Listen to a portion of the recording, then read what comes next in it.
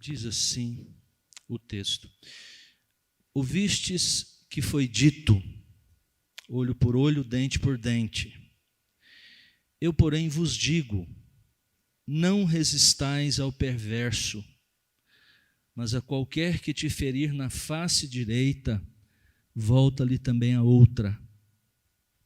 E ao que quer demandar contigo e tirar-te a túnica, deixa-lhe também a capa. Se alguém te obrigar a andar 1 milha, vai com ele 2, dá a quem te pede, e não voltes as costas ao que deseja que lhe emprestes.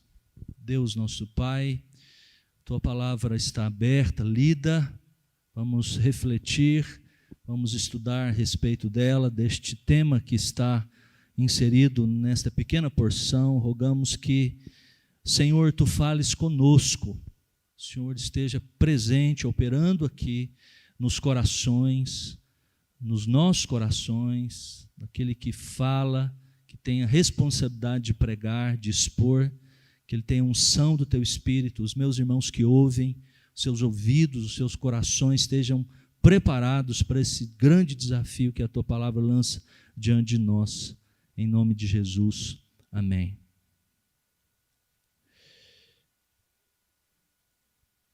Esse é um texto desafiador, é um texto que nos desafia particularmente numa sociedade, num tempo como este que nós vivemos, em que vivemos numa sociedade que enfatiza de uma maneira como nenhuma outra época, por causa, é claro, das próprias condições sociais, políticas, econômicas, enfim, respiramos um novo ar, um outro espírito de época, vivemos uma sociedade dos direitos. Tem direitos para tudo quanto é coisa, direitos humanos, direitos e mais direitos, né?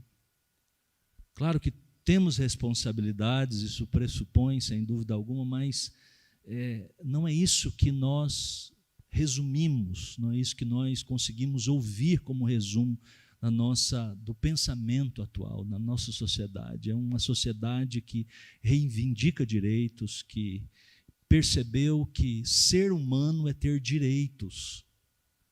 E quando nós olhamos para um texto como esse, que o discipulado envolve muitas vezes abrir mão de direitos, então isso soa muito estranho. Não devemos ser como estes. Jesus, é isso que a nossa série aqui, essas disposições no Sermão do Monte tem nos desafiado. Não sejam como eles. Esse é o desafio de Jesus. A linguagem do pastor John Stott é uma contracultura cristã, o que estes capítulos 5, 6 e 7 nos propõem. E o mesmo Stott, ao introduzir estes últimos exemplos ilustrativos aqui do princípio que foi estabelecido, né, se você voltar aí entre os versos 17 a 20, tudo que se segue a partir do verso 21 até o final são desdobramentos, são considerações acerca do princípio que já foi estabelecido sobre a lei e Cristo é a lei. Então, ele, ao introduzir, ele diz de forma concisa e muito apropriada que as duas antíteses finais levam-nos ao ponto mais alto do Sermão do Monte, pelo qual ele tem sido mais admirado e, ao mesmo tempo, objeto da maior indignação. Trata-se da atitude de amor total que Cristo manda que demonstremos ao perverso, verso 39, e aos nossos inimigos, que é objeto do próxima meditação nossa, verso 44. Em nenhum outro ponto o sermão é mais desafiador do que neste. Em nenhum outro ponto a nitidez da contracultura cristã é mais óbvia. Em lugar nenhum nossa necessidade do poder do Espírito Santo, cujo primeiro fruto é o amor, é mais constrangedora e mais necessária.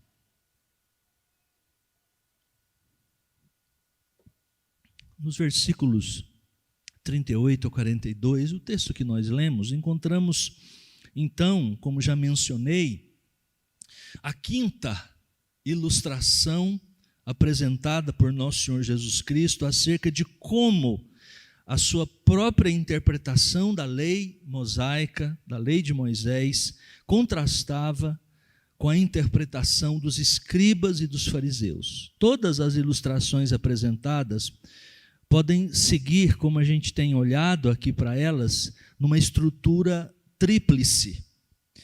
Sempre há o mandamento lá da lei, pode ser encontrada tanto em Deuteronômio 6 como também em Êxodo capítulo 20. Nós temos alguma injunção da lei.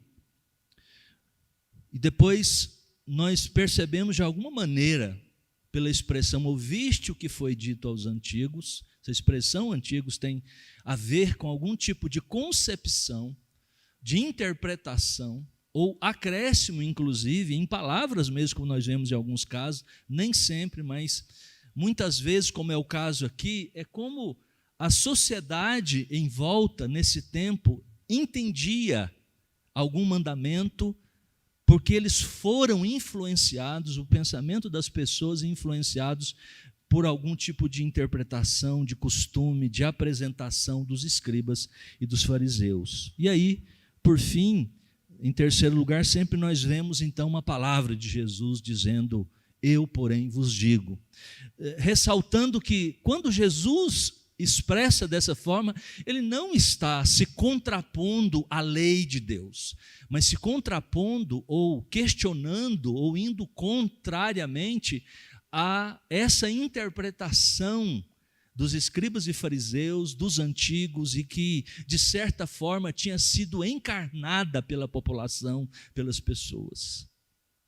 Vejamos aqui, então, no nosso texto, observando hoje sobre essa questão do olho por olho, dente por dente, ou sobre a vingança, ou eu queria colocar dessa maneira, dos nossos direitos, o cristão e os seus direitos, à luz do texto que nós temos aqui diante de nós. Veja o que diz a lei.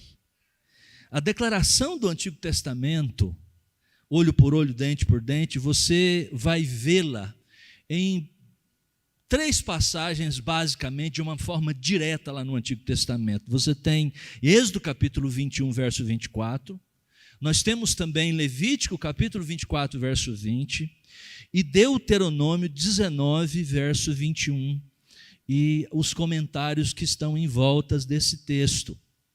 Essa declaração foi feita aos filhos de Israel por intermédio de Moisés, e a coisa mais importante que nós precisamos fazer é determinar o motivo pelo qual esse preceito foi dado.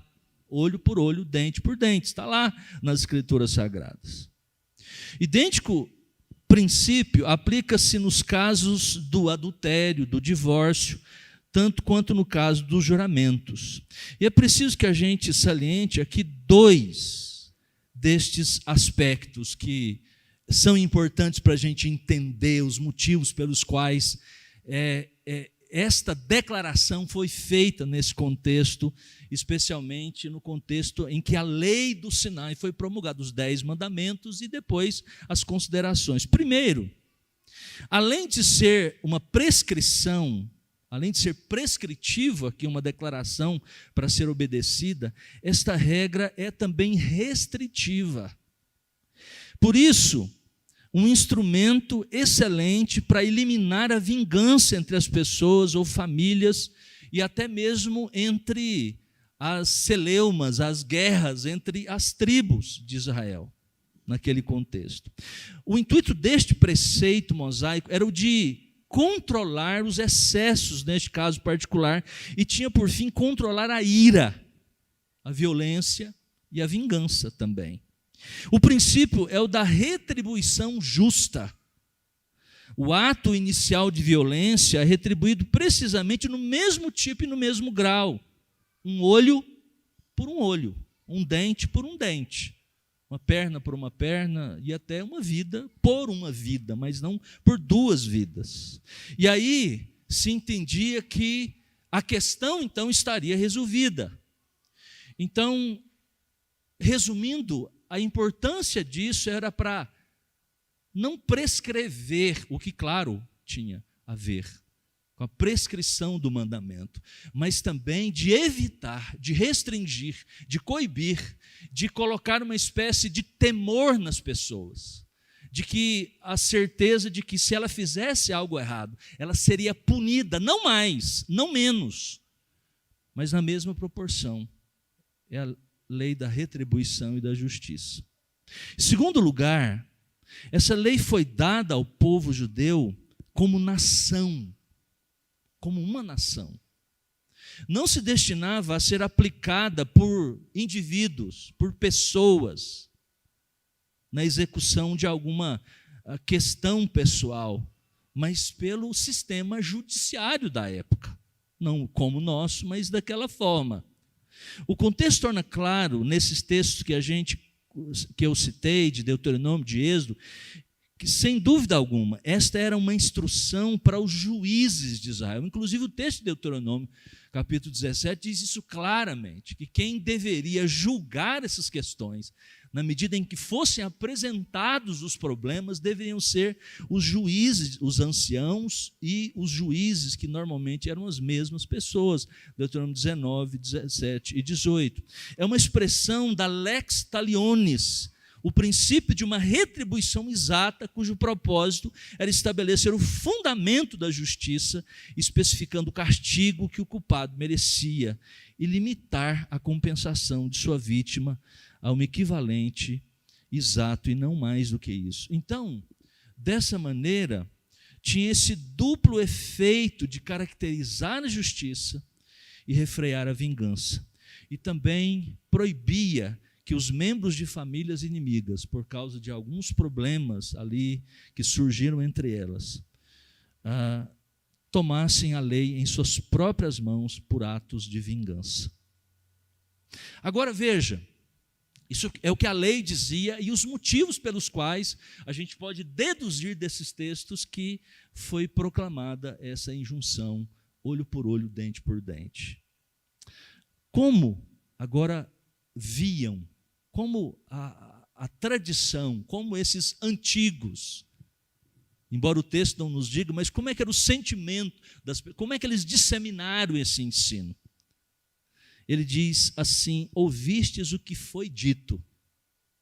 Não é uma referência ao simples mandamento, mas, como disse, a como eles entendiam este mandamento. Na época de Jesus, esses dois fundamentos, eles foram praticamente deixados de lado, essas motivações que eu apresentei. Tornou-se muito fácil entender a lei como prescritiva e só ligeiramente restritiva. A questão passou então a ser assim: até que ponto posso ir com a minha vingança pessoal sem infringir a lei? Percebe a diferença? Pior ainda, a lei estava sendo arrastada para a arena pessoal, em que não podia promover nem ao menos uma justiça grosseira, mas somente o rancor, o desejo de vingança, a maldade, o ódio pessoais. Os escribas e fariseus, evidentemente, estendiam este princípio da justa retribuição dos tribunais legais, que realmente pertencia, para o reino dos relacionamentos pessoais. Outras palavras, o que pelo ensino, como eram feitos pelos escribas e fariseus, pelos líderes religiosos de Israel, responsáveis exatamente por proclamar a lei e por disseminar essa lei e mostrar como se aplicava, no entendimento deles, os aspectos legais, nacionais, jurídicos, não tinham tanta importância. Mas isso poderia ser feito na medida em que você, como um crente lá daquele tempo, um seguidor da lei, tinha o direito de requerer que esse princípio fosse estabelecido. Muitas vezes, sem qualquer consideração dos anciãos ou dos juízes de Israel. Tinha-se o direito, simplesmente, de fazer justiça com as próprias mãos, desde que fosse mais ou menos proporcional, e muitas vezes havia exageros. Essa, na verdade, era a prática. E muitas dessas coisas, eles davam penas alternativas ao seu bel prazer. Agora veja o que Jesus disse aqui. A maior parte do nosso texto, do verso 39 até o verso 42, são as considerações de Jesus, ou a maneira como Jesus vê estes mandamentos, este mandamento. Em sua resposta, Jesus não contradisse o princípio, obviamente, da retribuição. Jesus não está aqui indo contra o olho por olho, dente por dente. Veja que isso é algo justo para uma sociedade, segundo o tempo em que eles estavam vivendo, e creio que para todas as gerações. Mais tarde, no sermão, ele mesmo expôs da seguinte maneira esse mesmo princípio. Capítulo 7, verso 1, ele diz: não julgueis para que não sejais julgados. É o mesmo princípio colocado de outra maneira. E todos os seus ensinamentos sobre a terrível realidade do juízo divino, do juízo final, no último dia, repousam exatamente sobre o princípio fundamental da retribuição. O que Jesus afirmou aqui, diz um comentarista, na antítese, era: antes que este princípio, embora pertença aos tribunais legais e ao juízo de Deus, não é aplicável aos nossos relacionamentos pessoais. Esses têm de se basear no amor, não na justiça. Nosso dever para com os indivíduos que nos prejudicam não é a vingança, mas a aceitação da injustiça. Muitas interpretações, irmãos, equivocadas saíram desse texto. O que Jesus está querendo dizer? Eu, porém, vos digo, não resistais ao perverso. Essa expressão ganhou, assim, talvez no Sermão do Monte, uma discussão muito intensa em muitos círculos. É daqui que um tipo de interpretação pacifista, irrestrita, está baseada em textos como esse, uma espécie de pacifismo cristão. Um exemplo de uma interpretação extrema é a do escritor russo Leon Tolstói. Tolstói, grande escritor russo, teve uma profunda experiência. Ele escreve um livro depois sobre a sua fé, né? O meu credo, é mais ou menos assim a tradução. E um dos textos que mais ele admira é o Sermão do Monte, e particularmente esta passagem aqui. Tolstói afirmava que essas palavras de Nosso Senhor precisavam ser entendidas literalmente, ao pé da letra mesmo. Asseverava ele que dispor de exércitos, por exemplo, de força policial e mesmo do magistrado é algo anticristão, porque o texto diz: não resistais ao perverso. O que um exército faz? O que o policial faz? Então, nem, ao menos, não é que um cristão não poderia participar do exército, fazer parte do exército ou da polícia, mas que não deveria existir, inclusive. Ele afirmava que não deveria haver soldados, policiais, nem magistrados, porque eles resistem aos homens maus. Contudo, é claro, isso extrapola a declaração de Jesus ao dizer que ninguém pode resistir a um homem mau que esteja atacando uma terceira pessoa, por exemplo. O texto não diz isso. Mas qual é exatamente o significado deste chamamento à não resistência? O verbo usado aqui, resistir, opor-se, enfrentar ou indispor-se com alguém ou com alguma coisa, ele tem um uso muito interessante no Novo Testamento. E é exatamente olhar onde ele está sendo usado que nos ajudará exatamente a entender o que ele significa. De acordo com o seu principal uso negativo, nós não devemos, acima de tudo, diz Tiago, resistir a Deus. Nós não devemos, e somos desafiados, ao contrário disso, a resistir ao diabo. Os apóstolos Paulo, Pedro e Tiago nos dizem que nós devemos nos opor ao maligno e a todos os poderes do mal que estão à sua disposição. Então, como é possível que Jesus nos tenha mandado não resistir ao perverso? Certamente nós não podemos interpretar esse mandamento para sermos transigentes, obviamente, com o pecado ou com Satanás.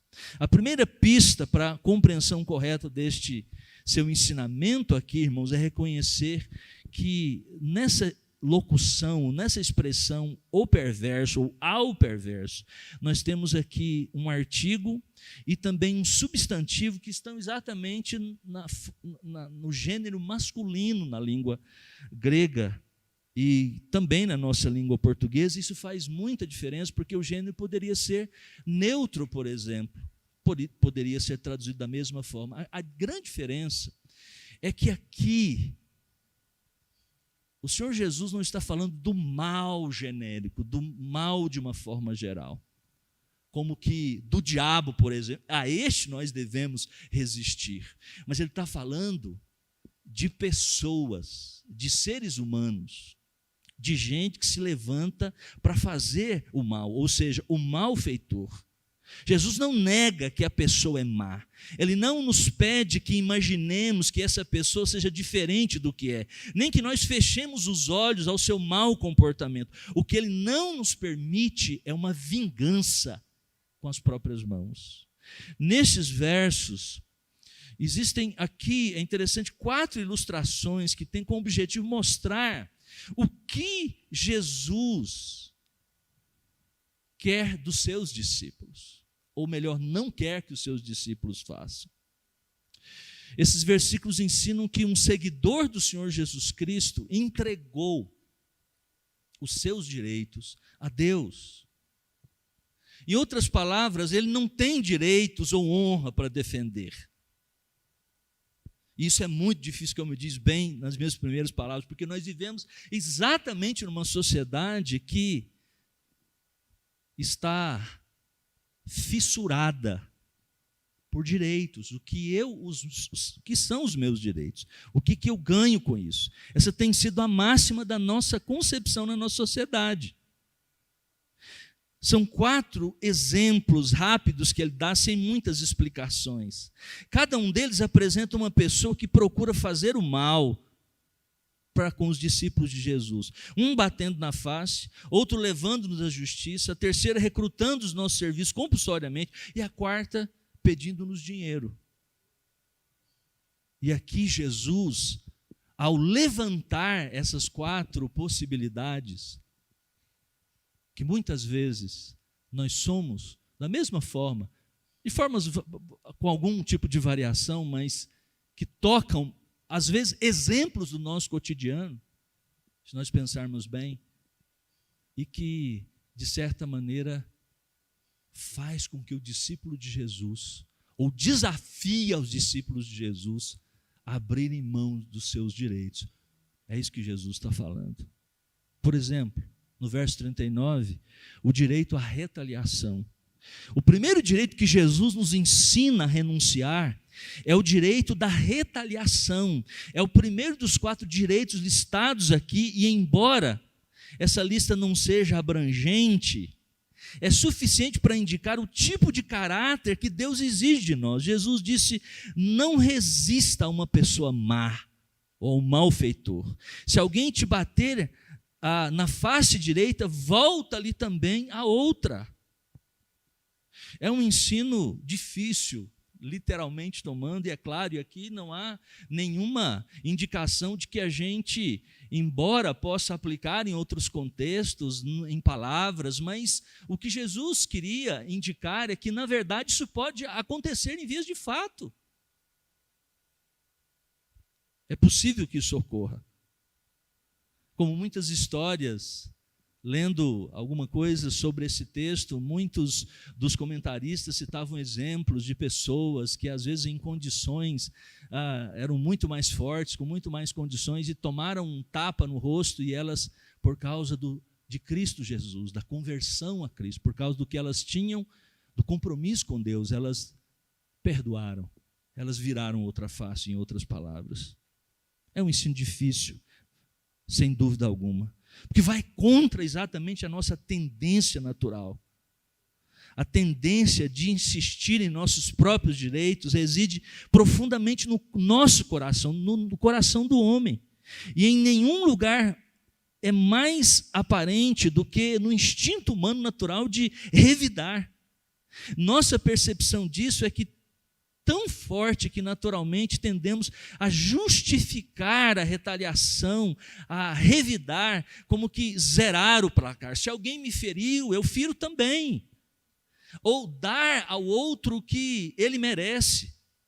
Inclusive o próprio C.S. Lewis, no livro mais conhecido dele, O Cristianismo Puro e Simples, defende que essa ideia é tão universal, a lei do certo e do errado na raça humana, que inclusive é um dos seus argumentos para falar do conceito da existência de Deus. Existe um padrão, e é a lei do certo e do errado exatamente que faz isso na nossa sociedade. Nos remete ao fato de que existe por trás disso um Criador. Jesus disse que não é assim que os cristãos devem viver. Em vez de insistir em nossos direitos, devemos renunciá-los, particularmente esse direito de revidar, de retaliar, a fim de que a pregação do Evangelho não seja prejudicada. O apóstolo Paulo diz, no texto inclusive que foi lido na introdução do nosso culto, não vos vingueis a vós mesmos, amados, mas dai lugar à ira, porque está escrito, a mim me pertence a vingança, eu é que retribuirei, diz o Senhor. Pelo contrário, se teu inimigo tiver fome, dá-lhe de comer, se tiver sede, dá-lhe de beber, porque fazendo isso amontoarás brasas vivas. É claro, meus irmãos, como o próprio Charles Spurgeon, ao comentar esse texto, diz que, usando a expressão da bigorna, né, a igreja como o cristão como uma bigorna, um pedaço de metal que os ferreiros usam para bater e moldar o aço, o ferro. Ele diz que a igreja é a bigorna de Deus. O mundo, os inimigos são o martelo que... Mas é claro que ele mesmo diz, a igreja é a bigorna de Deus, mas não o capacho do mundo. O próprio Jesus, em algumas circunstâncias, os apóstolos, em alguns momentos, como Paulo, por exemplo, capítulo 16 de Atos, ele também usou a lei em seu benefício. Jesus, quando levou um tapa no rosto, porque disse algumas coisas diante do sumo sacerdote, capítulo 19 de João, ele inquiriu por que ele estava sendo. Ele não virou o rosto naquele momento. Qual é o critério? Nós não somos contrários à lei. O Novo Testamento não, como nós vimos no Sermão do Monte, não é contra a lei. E que se estamos debaixo da lei, sob a autoridade da lei, a lei deve valer. A questão é quando está em jogo os nossos direitos pessoais, das nossas reivindicações. Segundo, a outra ilustração que ele nos dá tem a ver com as posses. Verso de número 40, ele diz assim, e ao que quer demandar contigo e tirar-te a túnica, deixa-lhe também a capa. Havia uma lei judaica que limitava aquilo pelo qual um homem poderia ser processado. Essa lei está lá em Êxodo capítulo 22, verso 26 e 27, em que diz que determinados bens não poderiam ser vendidos para pagar, por exemplo, uma dívida. Uma delas era essa roupa, essa capa. Até a roupa, outras roupas do próprio poderiam ser usadas para pagar, mas essa não, porque era para proteção, num clima como era da Palestina daquele tempo, e ainda o é até hoje, as noites extremamente frias, alguém ter que dormir em algum lugar, aquela capa seria a sua proteção, isso não poderia. Mas ele diz que até isso, inclusive,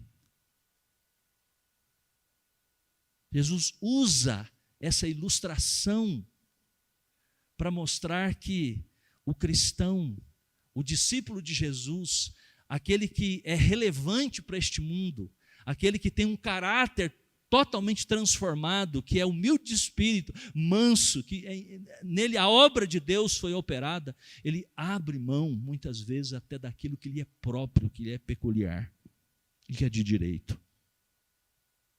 Terceiro, verso 41.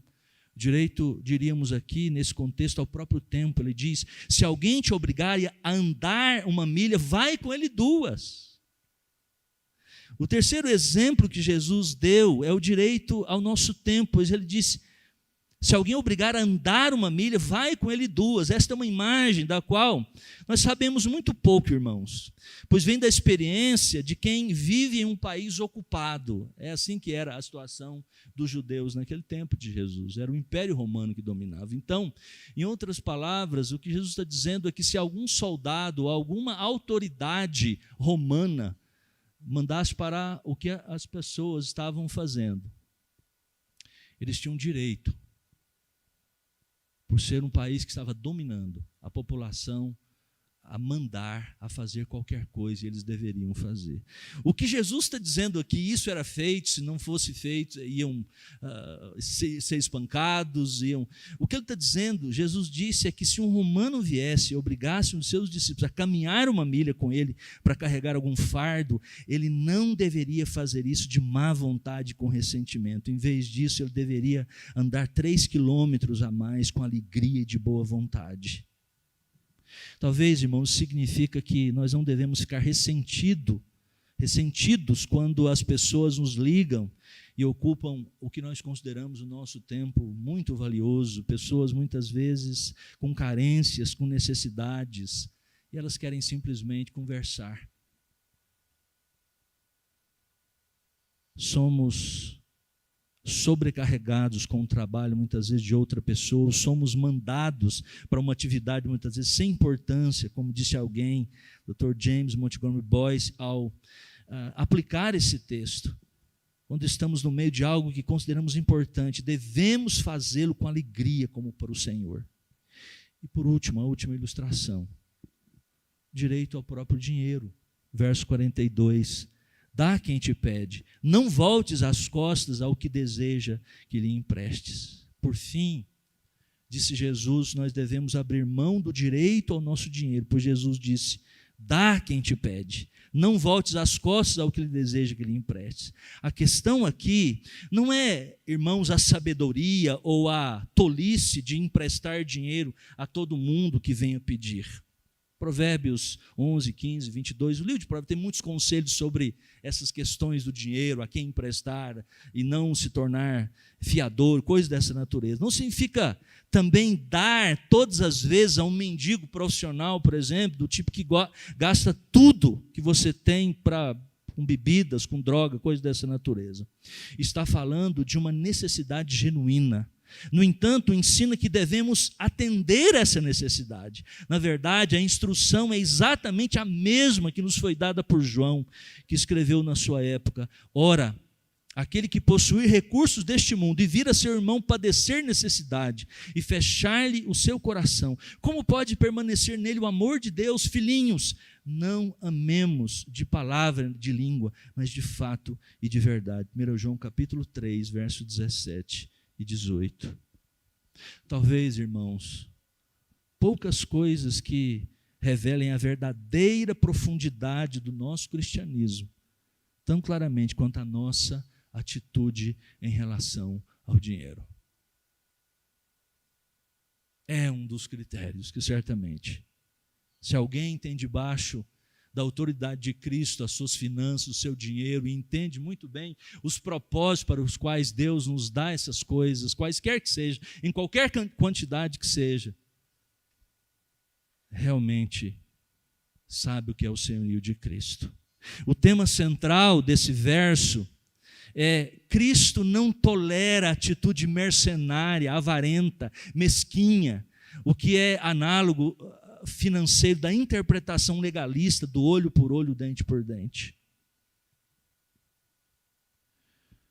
O que Jesus está querendo desafiar aqui é aquela atitude do tipo: o que eu ganho com isso? Mas a gente pode, inclusive, fazer isso até entregando um dízimo ou dando uma oferta. O que eu estou ganhando com isso? O que eu posso conseguir em troca? É esse tipo de sentimento, de atitude que Jesus está exatamente desafiando aqui. Abra mão desses direitos. para terminar, irmãos, o que Jesus está dizendo nesses versículos, mais do que qualquer outra coisa, é que seus seguidores não têm direitos. Eles não têm o direito de pagar na mesma moeda e de executar vingança, verso 39, não tem o direito aos seus próprios bens, verso 40, nem mesmo ao seu tempo e dinheiro, verso 41 e 42. Mesmo os seus direitos individuais, protegidos por lei, às vezes podem ser abandonados e devem ser abandonados. É isso que Jesus está desafiando. O sacrifício individual substitui a retaliação individual, pois foi esse o caminho que o próprio Salvador tomou. O próprio Jesus ensinou isso, viveu isso. O caminho da cruz. Esse é o caminho do cristão. Não as noções do que é certo e do que é errado, do que é justo, do que é injusto. É isso, o caminho da cruz, é a cruz que é o grande desafio do cristianismo. Nada causou maior dano ao nosso testemunho, irmãos, ao nosso testemunho como crentes, do que ter diluído o evangelho na lei do certo e do errado. Ficamos preocupados com o que é e o que não é certo. Somos obcecados por direitos, justiça e injustiça, e pensamos assim para justificar muitas vezes as nossas próprias ações. Mas esse não é o padrão do Sermão do Monte, não é o padrão para os discípulos de Jesus. A questão toda para nós é a cruz de Cristo. Você pode estar se perguntando, é certo alguém bater na face do outro? É claro que não. Mas a questão é, você só quer estar certo? Você só pensa nessas categorias de certo e errado, justiça e injustiça? Como cristãos, o nosso padrão de vida, meus irmãos, não pode ser o do certo e do errado, do justo e do injusto, mas sim o da cruz, o da cruz. O princípio da cruz é o nosso princípio de conduta. Certo e errado é dos escribas e dos fariseus. Minha vida deve ser governada pelo princípio da cruz e da perfeição do Pai. Se você é um cristão, aprenda já, se não ouviu isso, se não entendeu isso, se não percebeu isso, aprenda logo essa grande verdade, irmãos, acerca do discipulado e do cristianismo. Não finque os seus pés em cima dos seus direitos e diz, eu não me arredo deles. É essa noção que tem sido colocada em nossa sociedade, e nós estamos absorvendo isso muito bem. Quando Jesus morreu por nós na cruz, Ele não fez para defender o nosso direito, para defender o certo ou o errado. Não foi. Foi a graça, a misericórdia de Deus que o levou à cruz. E agora, meus irmãos, como filhos, nós somos chamados para a mesma vida de sacrifício e serviço ao nosso semelhante, aos nossos irmãos. Vamos orar?